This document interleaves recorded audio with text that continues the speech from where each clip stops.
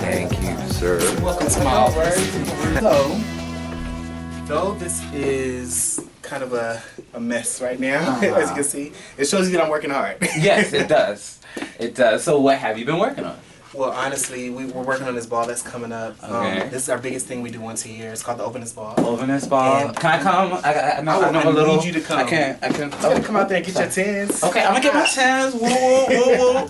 Okay, so ball. So like balls. Like what?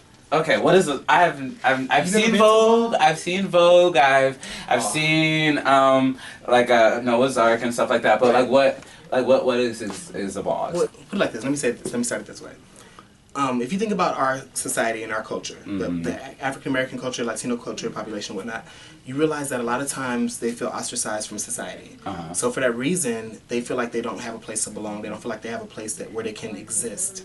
So when it comes to a culture, a subculture like the ballroom community, they have categories that exist within a subculture where these kids have somewhere they can belong. So they have categories written for everybody, no matter what kind of walk of life you're a part of.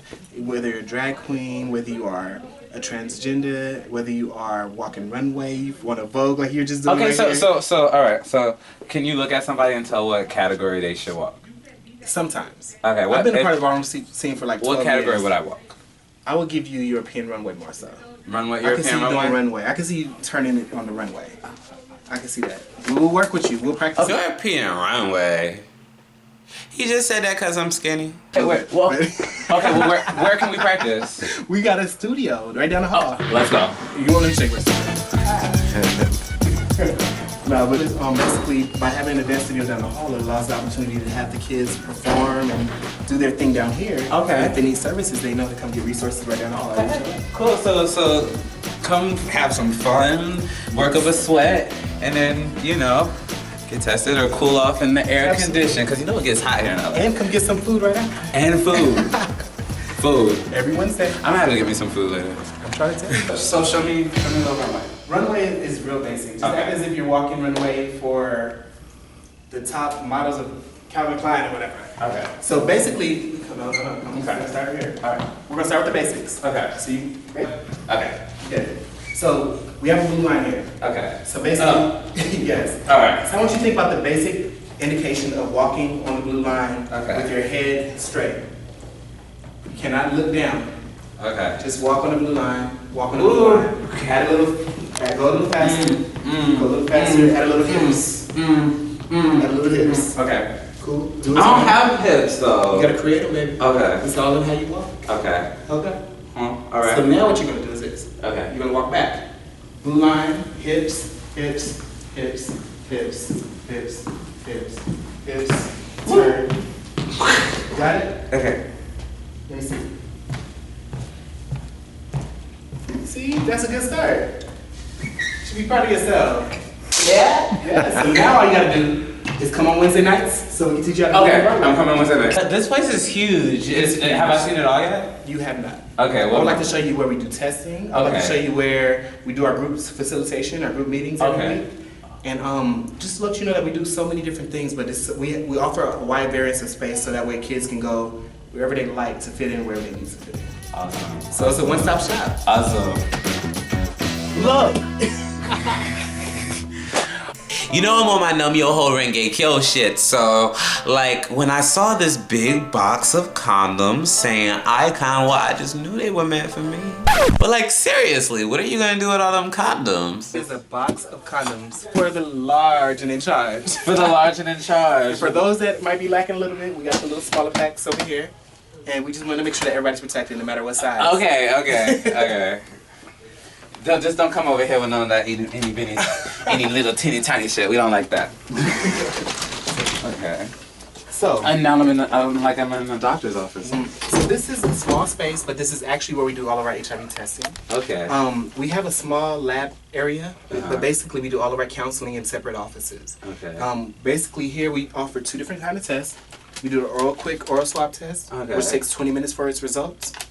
And we also do the NC test, which is a finger stick test, And it only takes literally 60 seconds for your results. Okay. And they both are 99.6% accurate. So, like, if someone wants to come and get tested here, when's the best time for them to come? Anytime. Anytime our doors is open, we personally make sure that every single one of our staff members are certified to do testing. Oh, okay. So no matter what time you come here, if somebody's here, you can get tested. All right, dope, Absolutely. dope. And so, like, how long have you guys been doing this? Like, the We've been testing doing part? testing. It's been about 5 or 6 years. Okay. We had to start with just an oral swab test. And then we recently started doing Because instant anybody tests. can do these, right? Well, you still got to get certified and trained. Okay, okay. So we make sure that everyone's certified. We make sure that people go through the process of learning properly how to do counseling and risk reduction counseling to ensure that people are lowering their risk and to make sure that when a person comes in to get tested, if the result is negative, we want to make sure that they know about the window period. And also we want to make sure that they get condoms so they can stay negative. And if the results are positive, we personally will walk them through the door to get them into services and link them into care. Okay. We always encourage people to come in every 2 or 3 months to get tested just to make sure that if there's a window period, that they are falling out of that window period and making sure that they understand what their exact status is. All right. So every 2 to 3 months, get tested. Please 2 get tested. to 3 months. All right. No matter what. And we do it for free. Full free. And actually, it's kind of like, I mean, you have a lot of programs where you actually incentivize and actually people get paid in a way, you know, rather it be from tickets or something to come and get tested. Not only knowing your status is basically priceless in itself, right? But we also do offer incentives. Right now, we offer movie tickets if people get tested. Okay.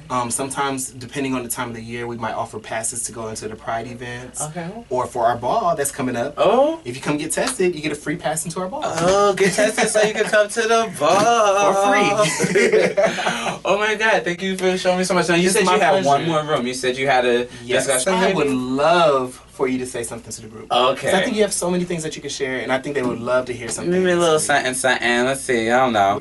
Would you mind? Of course not. Let's do it. Let's do it. So I thought it would be fun to check in on the discussion room and see what was going on there. Of course, you know, it came up again. No matter what you say, no matter what you do, fags be getting money, and that's just what it do. I'm a faggot getting money. I'm a faggot getting money. I'm a faggot getting money. I'm a faggot getting money. I'm a faggot getting money. I'm a faggot getting money. I'm a faggot getting money. I'm a faggot getting money. Faggot getting money. Faggot getting money. It is crazy because the whole thing that I wanted to talk about in the first place was economic empowerment, and somehow like just the use of that word just like hijacks the conversation. It just becomes the faggot show. Faggot, faggot, faggot, faggot, faggot. And I know I wrote the song. It was supposed to be a door toward like a broader, more substantial conversation. Like we weren't really supposed to be deliberating a word, darling. It was never my intention. I get what you're saying. It kind of feels as though, like if I heard a book or a show or a movie or a comedy special called Niggas Getting Money. I'm black. I get money. I don't consider myself a nigga. You know what I mean? And same thing with faggot. I don't consider it a bundle of sticks or cracker. And I'm not even white. It's just one of those things where like if I'm in some sort of vicinity and there are two people arguing and the guy says, "Oh, you're a racist cracker," that's intent to hurt that person because it is a derogatory word in the way that you're using it. Right. Faggots getting money, it's funny. I'll give you that. You know what I mean? But I just, it gets me like, kind of like, you know what I mean? It's kind of like when you call a female a bitch.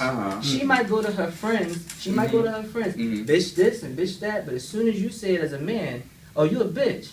Oh, I'm calling Ray Ray and all of them. But see, no, actually, it's about the way you say it. Listen.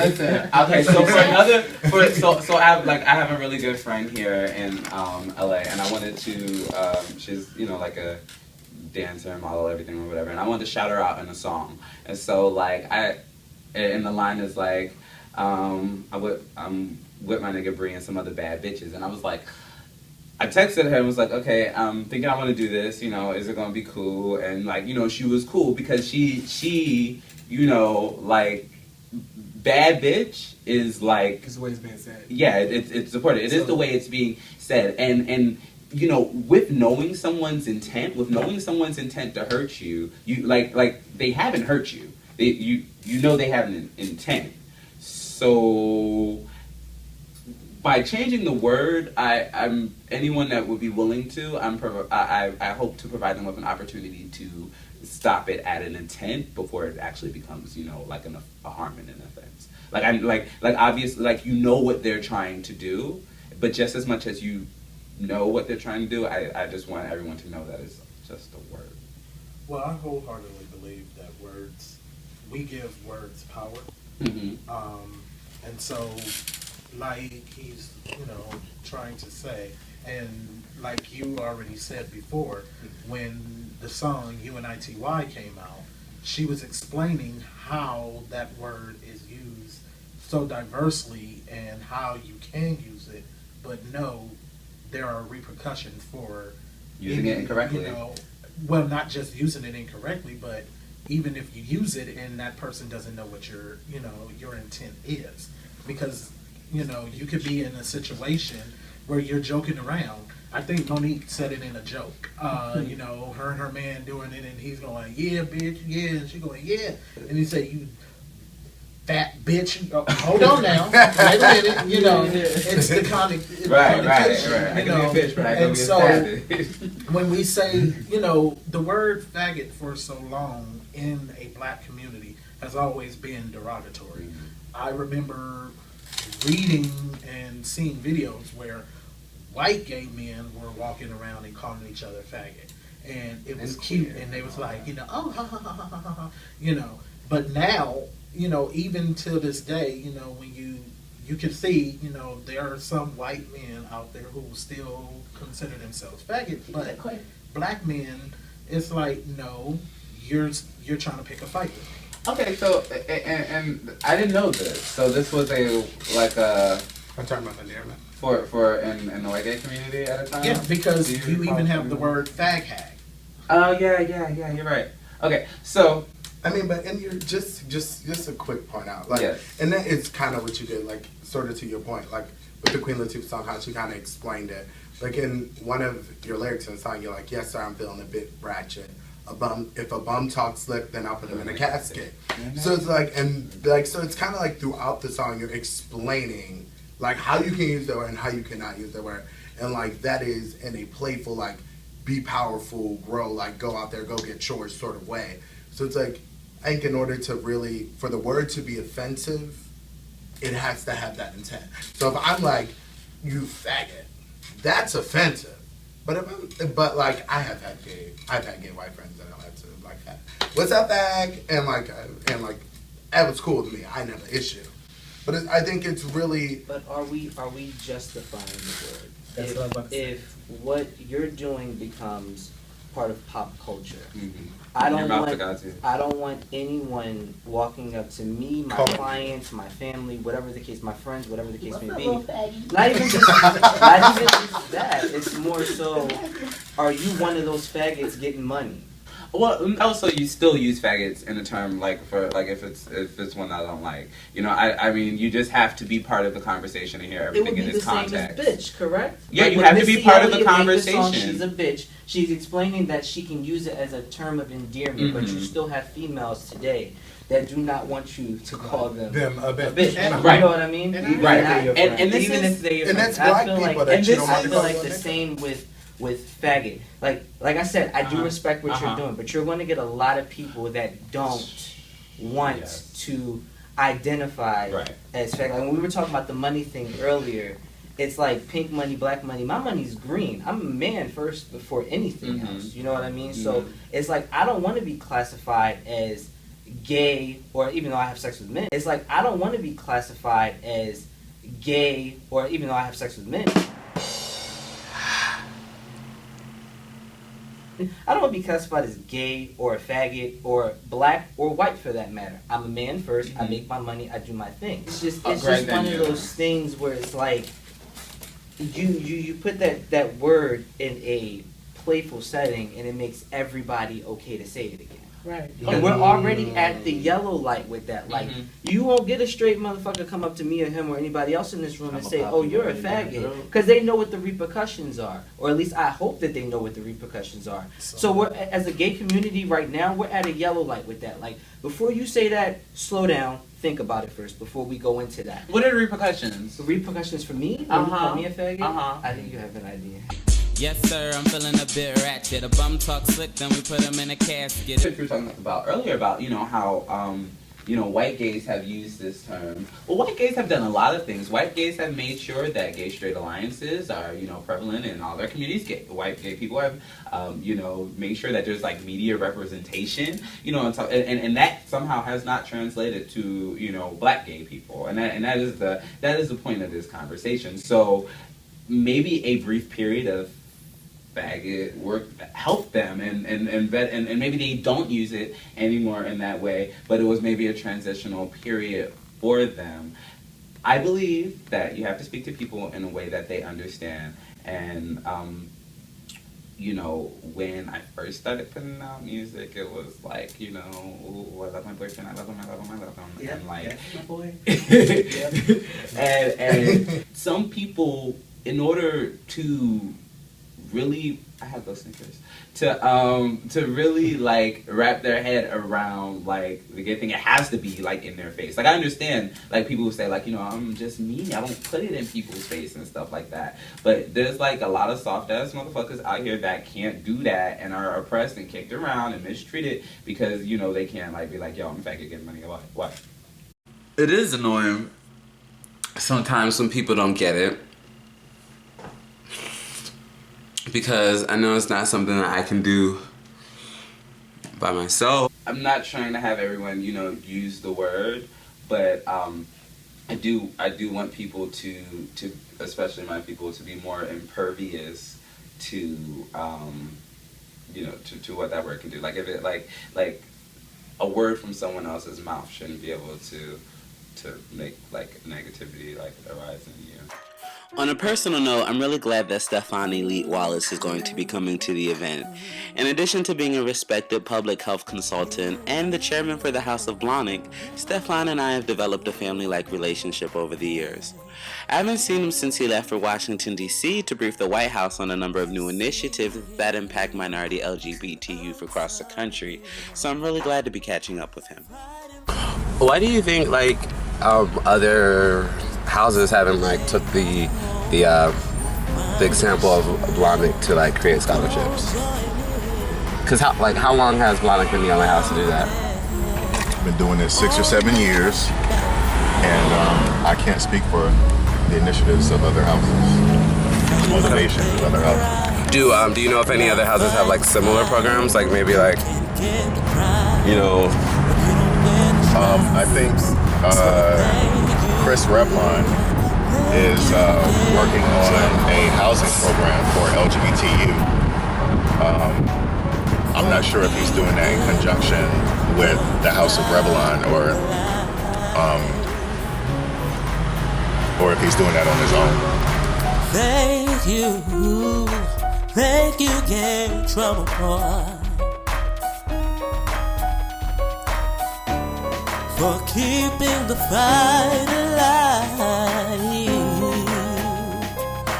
We're not too far behind. You're a superhero out there on your own, all alone, when we should be there by your side.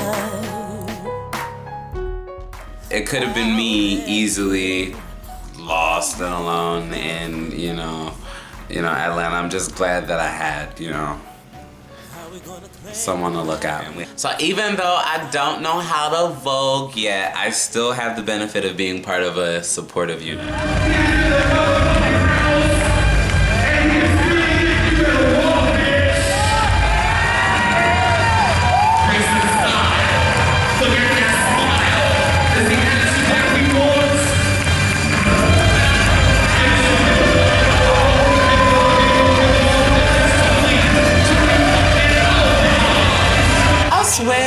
some real chameleons in here. Now, I done seen the same person go by 3 times looking like 3 totally different people. It's crazy.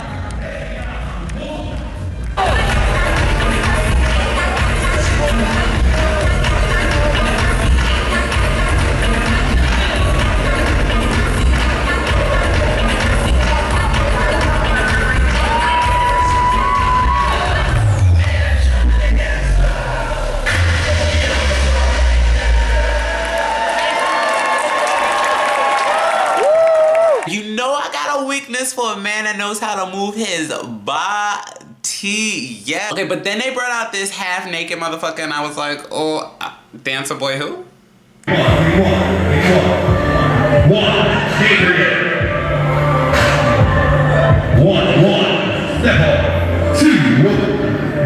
What's really cool is that REACHLA is just one of a number of youth centers across the country.